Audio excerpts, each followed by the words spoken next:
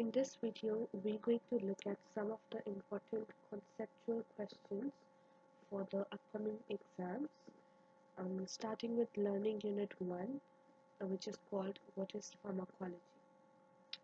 So the first question is, describe in your own words what is pharmacokinetics and pharmacodynamics. So they are basically asking you to differentiate between two terms. Pharmacokinetics is derived from the Greek word pharmakon, which means drug, and kinesis means movement. So pharmacokinetics means the drug movement, while pharmacodynamics means the drug power. So pharmacokinetics is the study of drug absorption, distribution, and elimination, which also include metabolism and excretion, while pharmacodynamics is the study of biochemical and physiological effect of drug and their mechanism of action at the organ system. In simpler word, we can say what body does to the drug is your pharmacokinetics, and what the drug does to the body is your pharmacodynamics. So D stands for drug and D is for dynamic. So drug does to the body is pharmacodynamic, and the other one is what body does to the drug is pharmacokinetics. For example of pharmacokinetics is paracetamol is rapidly and completely absorbed orally within 30 to 60 minutes, 25% bound to plasma proteins, and widely and almost uniformly distributed in the body. Extensively metabolized in liver primarily by the glucuronide and sulfate conjugation into inactive metabolites, which are excreted in urine. And pharmacodynamic example you can add is loperamide, which act on opioid receptors in midriff plexus of the large intestine. This decreases the smooth muscle tone and delay the passage of intestinal content. So in this question, we differentiated between the term pharmacokinetic and pharmacodynamics. Next is briefly explain what the related discipline, toxicology, pharmacotherapeutics, and pharmacy are. These are the three different terms. Again, we're going to give the definition, some example, and brief description of each of the discipline. So, starting with pharmacotherapeutics, medical field of pharmacotherapeutics is concerned with using medication to treat illness. Pharmacology explains the mechanism and effect of medication on the body, as well as the connection between dose and drug response, providing a rational foundation of pharmacotherapeutics. The effectiveness and safety of medication therapy in human patients are subsequently evaluated in human studies known as a clinical trial. So this is your pharmacotherapeutics. Then they ask you for the toxicology. Toxicology degree emphasizes the harmful aspect of venoms, poisons, and medication. The study of the nature and mechanism of harmful effects of chemical on people, animals, and other biological systems falls under the umbrella of related science of toxicology. The focus of toxicologists is developing policies intended to safeguard the public health from risk related to toxic compounds in food, air, and water, as well as those that may be associated with pharmaceutical is highlighted by the study of toxicology as a separated but related field of pharmacology. Next is pharmacy. Pharmacy is responsible for the discovery, production, disposal, safe and effective use and regulation of pharmaceutical drugs. It is clinical health science that connects chemistry and medicine. Excellent knowledge of medication, their mechanism of action, side effect, interaction, mobility, and toxicity are prerequisites for practicing pharmacy. It also called for the comprehension of disease processes and treatment knowledge. Some pharmacy specializations, such as clinical pharmacy, calls for additional qualification such as the expertise in gathering and analyzing the physical and laboratory data. Then question number 3 is, what is the difference between crude drug preparation, a pure drug compound, and pharmaceutical preparation? Crude drug preparation, a plant or animal tissue is derived, dried or ground into the crude medicinal formulation. Others are created by removing ingredient from a natural product using hot water or a solvent like alcohol. Coffee and tea, which are prepared from the grain and leaves of coffee and Camellia sinensis plant, respectively, and opium, which is dried juice of unripe poppy capsules of the plant Peperomia somniferus, are well-known example of basic pharmacological preparation. Then they ask you for the pure drug substance. Pure drug substance, because crude medication preparation comprise a number of different chemicals whose concentration can change from batch to batch, it is challenging to identify and quantify the pharmacological effect of these substances. Therefore, the creation of technique to separate pure medicinal molecules from natural resources was crucial milestone in development of pharmacology and rational treatment. When a German pharmacist named Friedrich extracted a potent analgesic component of opium and gave it name morphine after the Greek god of dream Morpheus, he created the first pure medication from the natural source. So this was your pure drug substance. Following the isolation of numerous other medications from the natural sources, pharmacologists have access to a number of pure molecules for research and characterization. Then we have pharmaceutical preparation. It is a dosage form or medication items appropriate for giving a patient a given dose of medication via a particular route of administration.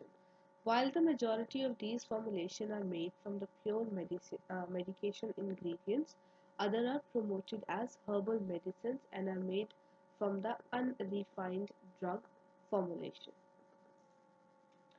Question number 4 is, describe briefly the different coatings of tablets and capsules and substances they contain that modify the release of drug.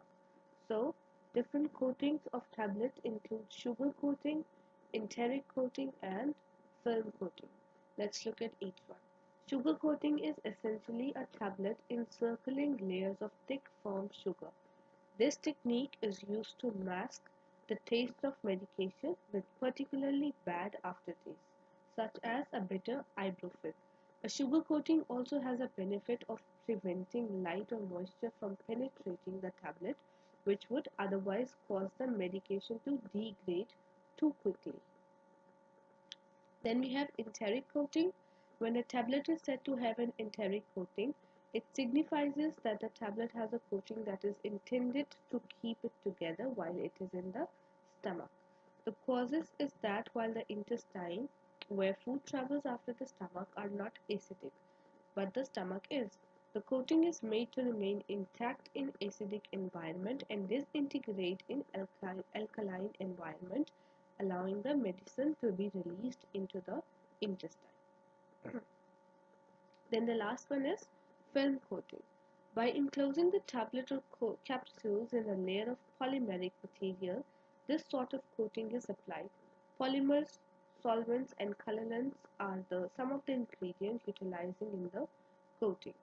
The definition of drug coating that modifies drug release is that the drug's escape from the tablet has been altered in some way, usually which is done to delay the drug release. The medication concentration in the body increases gradually and is likely to increase to the very high level, and thus lowers the possibility of the negative effect. This is another advantage of modulating release. So these are your three releases, three different type of coating, and how they can and the substance they contain that modify the release of drug. Okay, next question is, Disadvantages and advantages of drug solutions and suspensions. Let's look at suspensions first. Advantages and disadvantages of suspension. Advantages include suspension are useful drug delivery system for therapeutics agents that have low solubility. Although low solubility therapeutic agents may be solubilized and therefore administered as a solution, the volume of a solvent required to perform this may be large. In addition, formulation in which the drug has been solubilized using a co-solvent may exhibit precipitation issue upon the storage.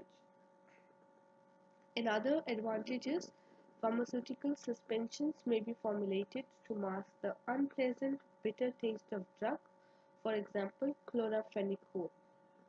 Pharmaceutical suspension may serve as the alternative mean used to administer drugs to children, including pediatric and geriatric patients and older patients who have difficulty swallowing the solid dosage form.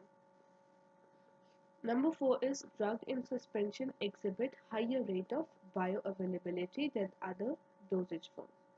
Bioavailability in the following order is solution, then suspension, then capsules, then compressed tablet, and the last one is coated tablet.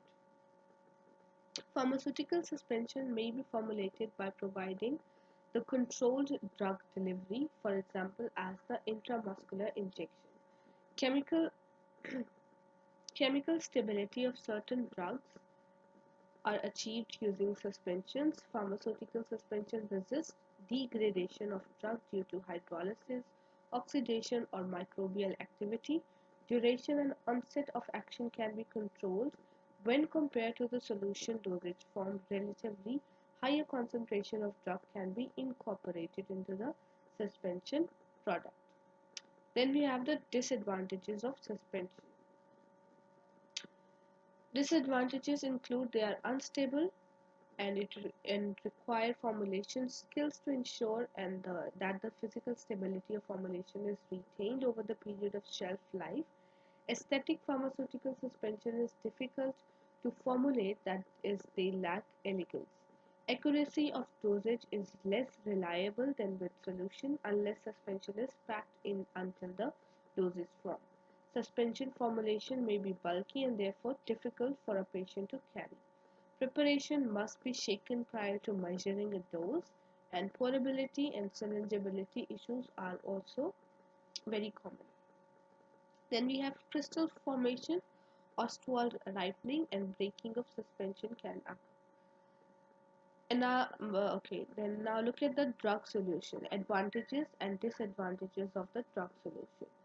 Advantage is liquid dosage form are the most suitable dosage form for the patient who have difficulty taking tablets or capsules, as might be the case with pediatric and geriatric patients. They are attractive in appearance and give beneficial physiological effects. Drug with bitter and unpleasant taste can be given in sweetened, colored, and flavored vehicles. There is higher flexibility in dosing when compared to solid dosage form like tablets and capsules. The dose of the drug substance can be easily and conveniently adjusted by measuring a different volume. If given orally, liquid dosage form are rapidly available for absorption than tablets or capsules. Hygroscoping and deliquescent medicaments which are not suitably dispensed in a solid dosage form can easily be given in the liquid dosage form. The product like adsorbents and antacids are more effective in liquid dosage form. And the last one is liquid dosage form is expected for the certain type of product like the cough medicament. Then we have the disadvantage of drug solution. Liquid dosage form disadvantages include they are more susceptible to chemical degradation when compared to a solid dosage form. They are bulky and therefore inconvenient to transport and store. Accidental breakage of the container result in loss of whole dosage form. Shelf life of liquid dosage form is often much shorter than that of corresponding solid preparation due to low stability. Solution often provides suitable media for microbial growth and may therefore require the incorporation of preservatives. Then some more disadvantages include the liquid dosage form. Vaccines may require special storage conditions. The taste of a drug, which is usually unpleasant, is always more prominent when in solution than in the solid form. There is higher chance of dose variability since the delivery of dose depend upon the patient measuring the proper volume. This can be a significant issue for vision impaired patients, patient with arthritis, or patient unable to read the number on an oral dosing syringes or medicine cup. Next question is discuss skin patches and aerosols pharmaceuticals preparation. When may these be used? Starting with the pharmaceutical aerosols, they are dosage forms with therapeutically active components that are packaged under pressure and released as a fine mist, spray, or foam upon the engagement of proper valve system. While some aerosols emissions are meant to be topically applied to the skin or mucous membrane, others are meant to be breathed deeply into the lungs. Aerosols with metered valve assembly allows for a certain amount of emission to regulate dose. Next is the transdermal patch. This is the medicated adhesive patch applied to the skin in order to transdermally administer a particular dosage of a medication into the bloodstream. The controlled release of medication into the patient that the patches provide, typically through either a porous membrane covering a reservoir of medication or through the body heat building thin layer of medication embedded in the adhesives, distinguishes transdermal drug delivery from other methods of the medication delivery. Okay. Then they can ask you to define the sublingual, buccal, oral, or rectal mean of drug delivery. Oral route. This is the route of drug delivery that is more frequently employed. It is usually the primary option of drug delivery because it is both practical and affordable. Oral medicine is given into the mouth and then ingested. Within the bounds of drug physiochemical quantities, most oral medications are very effectively absorbed into the bloodstream from the GIT. For their local effect in the gut, several medications are administered orally, for example, antacids for heartburn. Buccal route. In this route, the medication is inserted between the gum and inner cheek lining or beneath the tongue. In both situations, the medicine is allowed to dissolve to reduce ingestion. Portal circulation and consequently the first pass metabolism in liver are bypassed since the medication is quickly absorbed through the mucosa and into the circulation. When a more rapid action is necessary and medication in question would be destroyed or only particularly inactivated if eaten. Sublingual and buccal route are advantageous. However, better concoctions should be transported along these routes. Last one is the rectal route. Rectal medication administration is occasionally mandated. Numerous soluble medication can be absorbed into the bloodstreams by rectal mucosa. A retention enema can be used to provide liquid or suppository medication for the rectum. Contrary to the oral routes, the rectum can be used to given medication that are irritating or disagreeable when the patient has chronic vomiting or is unable to swallow. The rectal route may also be preferred. In addition to the local administration, this method can be employed for systematic medication delivery.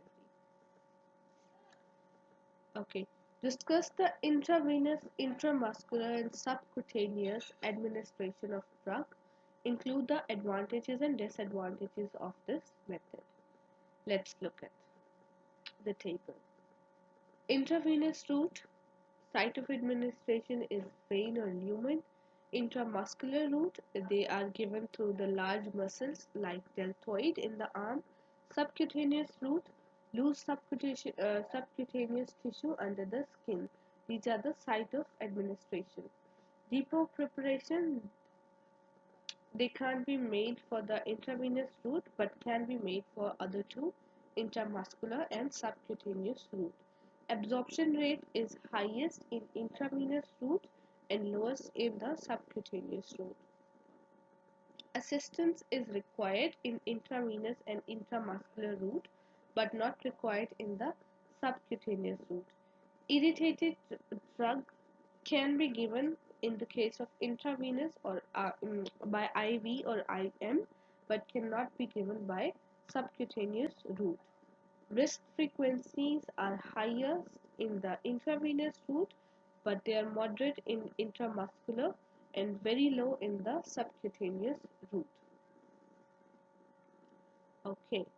Then advantages of IM: bioavailability is 100% compared to IV.